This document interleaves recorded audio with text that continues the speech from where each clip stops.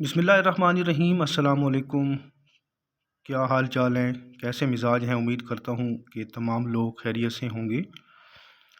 آج کی ویڈیو جو ہے وہ شعری اصناف کا جو دوسرا حصہ ہے اس پہ مبنی ہے، اور جیسا کہ آپ جانتے ہیں کہ چینل پر Azad Kashmir public service commission lecturer Urdu test کی تیاری کے حوالے سے ویڈیوز جو ہیں وہ اپلوڈ کی جا رہی ہیں، اور اس سے پہلے بھی ایک شعری اصناف کے حوالے سے میں ویڈیو اپلوڈ کر چکا ہوں۔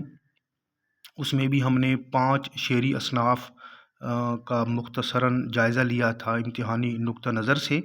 آج کی ویڈیو میں بھی 5 شعری اصناف جو ہیں وہ شامل ہیں، جس میں قطع، رباعی، واسوق، شعر آشوب اور سونیٹ شامل ہیں، اور کوشش کی گئی ہے کہ اس ویڈیو میں جتنے بھی سوالات جو ہیں وہ شامل ہیں وہ امتحانی نقطہ نظر کو سامنے رکھتے ہوئے تیار کیے گئے ہیں، یعنی ہر پہلو سے جو ہے وہ MCQs ان کے حوالے سے شامل کیے گئے ہیں۔ تو ویڈیو کو مکمل دیکھیے گا، انشاءاللہ اس میں آپ کو فائدہ ہوگا۔ اور یہ سیٹ نمبر 4 ہے، یعنی اس سے پہلے 3 ویڈیو جو ہیں وہ چینل پر موجود ہیں۔ ویڈیو کو میں سٹارٹ کرتا ہوں۔ پہلا سوال کہ لفظ قطع کا کیا مطلب ہوتا ہے؟ اس کا مطلب ہوتا ہے ٹکڑا۔ دوسرا سوال ہے کہ قطع میں کم از کم اشعار کی تعداد ہوتی ہے؟ جواب ہوگا اس کا 2، یعنی قطع میں کم از کم اشعار جو ہیں وہ 2 ہونے چاہیے۔ 2 سے زیادہ بھی ہو سکتے ہیں لیکن کم از کم 2 ہوں۔ اور بعض اوقات قطع کے حوالے سے یہ سوال پوچھا جاتا ہے کہ قطع میں کم از کم کتنے مصرے ہونے چاہیے؟ جواب اس کا ہوگا 4۔ صاف ظاہر ہے جب 2 شعر ہوں گے تو وہ 4 مصروں پر ہی مشتمل ہوتے ہیں۔ چوتھا سوال ہے کہ خالی جگہ میں مطلع نہیں ہوتا؟ درست جواب ہوگا قطع۔ قطع میں مطلع نہیں ہوتا، جبکہ اس کے مد مقابل قصیدہ اور غزل میں مطلع جو ہے وہ ہوتا ہے۔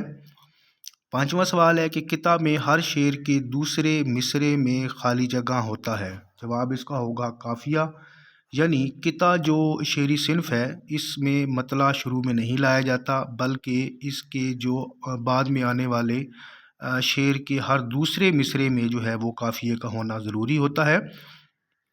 سوال نمبر 6 دیکھیے گا کہ قطع کے لیے کون سی بحر مقرر ہوتی ہے؟ جواب ہوگا کوئی بحر مقرر نہیں ہوتی، یعنی قطع کے لیے کوئی بھی بحر جو ہے وہ مقرر نہیں ہے، یہ کسی بھی بحر میں لکھا جا سکتا ہے۔ سوال نمبر 7 ہے کہ رباعی کا لفظ کس لفظ سے مشتق ہے؟ جواب ہوگا ربا۔ اب پھر پوچھا گیا ہے سوال نمبر 8 میں کہ رباعی کے لغوی معنی کیا ہیں؟ اس کے معنی ہوتے ہیں 4 4 کے۔ نامہ سوال ہے کہ ایسی نظم جس کے چاروں مصروں میں مکمل مضمون بیان ہو کہلاتی ہے؟ جواب اس کا ہوگا رباعی، یعنی 4 مصروں پر یہ مشتمل ہوتی ہے رباعی، اور اس میں 2 شعر ہوتے ہیں، اور اس کے لیے شرط یہ ہوتی ہے کہ آپ کسی بھی مضمون کو اس کے اندر جب بیان کر رہے ہیں تو وہ مضمون ان 4 مصروں میں یعنی 2 شعروں میں مکمل ہو جائے۔ سوال نمبر 10 ہے کہ رباعی میں اشعار کی تعداد کتنی ہوتی ہے؟ یہاں پر غلطی سے جو ہے وہ 3 اور 4 جو ہے وہ لکھا گیا ہے، تو اس کا جو درست جواب ہوگا وہ ہوگا 2، یعنی رباعی میں اشعار کی تعداد جو ہے وہ 2 ہونی چاہیے۔ پھر 11واں سوال ہے کہ رباعی میں مصروں کی کتنی تعداد ہوتی ہے؟ رباعی میں مصروں کی تعداد جو ہے وہ 4 ہوتی ہے۔ 12واں سوال ہے کہ رباعی کے لیے کون سی بحر مخصوص ہے؟ جواب اس کا ہوگا بحر ہجز، یعنی رباعی کے لیے بحر جو ہے وہ مخصوص کر دی گئی ہے، جبکہ میں نے بتایا تھا کہ قطع کے لیے کوئی بھی بحر جو ہے وہ مخصوص نہیں ہے، یعنی قطع کسی بھی بحر میں لکھا جا سکتا ہے، جبکہ رباعی بحر ہجز میں لکھی جاتی ہے۔ سوال نمبر 13 ہے کہ رباعی کے لیے کتنے اوزان مقرر ہیں؟ جواب اس کا ہوگا 24۔ 14واں سوال ہے کہ رباعی کے کون سے مصرے میں قافیہ ردیف استعمال نہیں ہوتا؟ جواب اس کا ہوگا تیسرے مصرے میں، رباعی کے تیسرے مصرے میں جو ہے وہ قافیہ اور ردیف استعمال نہیں کیا جاتا۔ سوال نمبر 15 ہے کہ اردو کی مشکل ترین شعری صنف مانی جاتی ہے؟ جواب ہوگا رباعی۔ 16واں سوال ہے کہ رباعی خالی جگہ کے شعراء کی ایجاد ہے؟ درست جواب ہے فارسی، یعنی رباعی جو ہے یہ فارسی ادب سے اردو ادب میں آئی ہے۔ 17واں سوال रुबाई के किस मिसरे को हासिल रुबाई कहा जाता है? जवाब इसका होगा चौथे मिसरे को। 18वां सवाल कि जिस रुबाई के तीसरे मिसरे में काफिया रदीफ ना हो कहलाती है? जवाब इसका होगा खस्सी रुबाई। इस शुरू में जो रुबाइयाँ लिखी गई हैं उनमें ये भी देखा गया है कि उनके चारों मिसरे जो हैं वो हम काफिया व हम रदीफ होते हैं, तो ऐसी रुबाई को गैर खसी कहा जाता है। और जिस रुबाई के तीसरे मिसरे में काफिया और रदीफ इस्तेमाल ना हो तो उसको हम बोलते हैं खसी रुबाई। सवाल नंबर 19 है कि तराना और दो बीती किस शेरी सिन्फ के इजाफी नाम हैं? जवाब होगा रुबाई। यानी ये जो दो नाम हैं तराना और दो बीती, ये रुबाई के ही दूसरे नाम हैं। सवाल नंबर 20 है कि मोहिउद्दीन कादरी ज़ोर के मुताबिक उर्दू के पहले रुबाई गो शायर कौन है? जवाब है इसका कुली कुतुब शाह। 21वां सवाल, कुली कुतुब शाह की कुलियात में कितनी रुबाइयात शामिल हैं? जवाब है इसका 38। सवाल नंबर 22 के वासौख्त फ़ारसी ज़बान के किस लफ्ज़ से मुश्तक है? जवाब इसका होगा वासौख्त। 23वां सवाल है कि लफ्ज़ वासौख्त का क्या मानी होता है? इसका मानी होता है बेजारी। 24वां सवाल है कि ऐसी नज़्म जिसमें महबूब को जली कटी सुनाई जाए कहलाती है? दुरुस्त जवाब होगा वासौख्त। सवाल नंबर 25 देखिए कि वासौख्त खाली जगह सिनफ़े सुखन है? जवाब है इसका मौज़ूई। यानी वासौख्त के लिए एक ख़ास मौजू जो है वो मुकर्रर कर दिया गया है, इसी वजह से वासौख्त को मौज़ूई सिनफ़े सुखन जो है वो कहा जाता है। 26वां सवाल है कि अब्दुल हलीम शरर ने वासौख्त के लिए कौन सी हैयत मुतय्यन की? जवाब इसका होगा मुसद्दस। 27वां सवाल है कि किस शायर ने सबसे पहले वासौख्त मुसद्दस की हैयत में लिखी? दुरुस्त जवाब है मीर तकी मीर। 28वां सवाल है कि मोहम्मद हुसैन आज़ाद के मुताबिक उर्दू के पहले वासौख्त निगार कौन है? दुरुस्त जवाब है मीर तकी मीर। अब सवाल नंबर 29 देखिएगा कि काजी अब्दुल वदूद के मुताबिक उर्दू के पहले वासौख्त निगार कौन है? दुरुस्त जवाब इसका है शाह मुबारक आबरू। मोहम्मद हुसैन आज़ाद ने पहला वासौख्त निगार मीर तकी मीर को, जबकि काजी अब्दुल वदूद ने पहला वासौख्त निगार जो है वो शाह मुबारक अबरू को करार दिया है।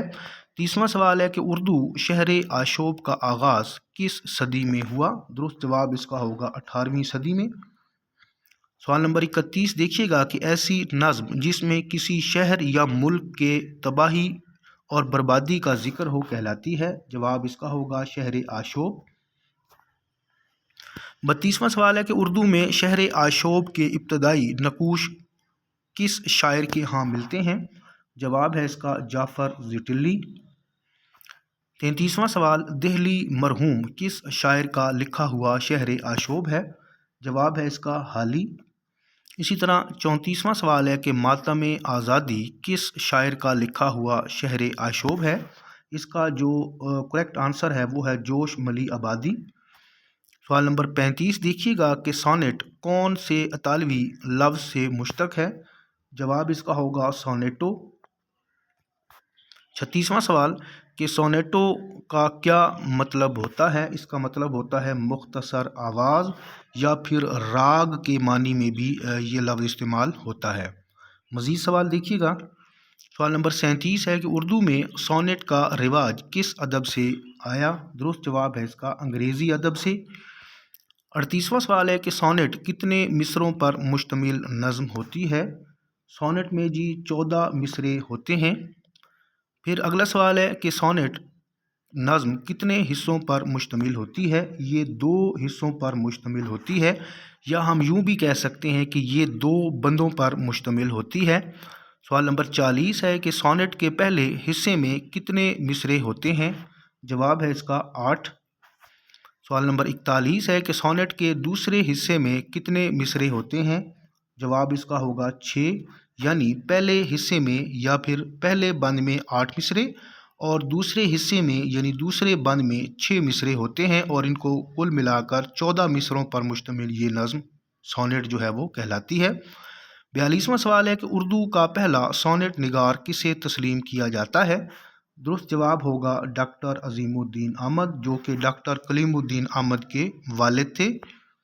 مزید سوال دیکھیے گا، سوال نمبر 43 ہے کہ عظیم الدین احمد نے اردو کا پہلا سونیٹ کب لکھا؟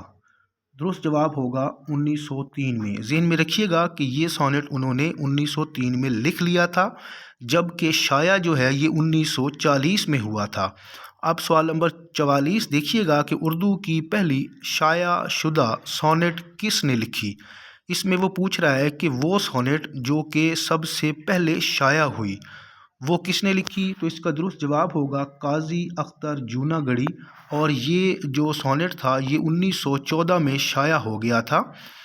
تو اب یہ دو سوال ذرا ذہن میں ایک بار پھر لائیے گا، تو کہ وہ یوں کہ اگر پوچھا جائے کہ اردو کا پہلا سونیٹ کب لکھا گیا تو وہ ہوگا 1903 میں، جبکہ وہ شائع بعد میں ہوا تھا۔ اور اگر یہ پوچھا جائے کہ اردو کی پہلی شائع شدہ سونیٹ کس نے لکھی تو جواب ہوگا قاضی اختر جوناگڑھی، اور یہ 1914 میں جو ہے وہ شائع ہوئی تھی، اور اس کا عنوان تھا شہر خاموشاں۔ سوال نمبر 45 اور آج کی ویڈیو کا آخری سوال ہے کہ اردو میں سب سے زیادہ سونیٹ کس نے لکھے؟ درست جواب اس کا ہوگا عزیز تمنائی۔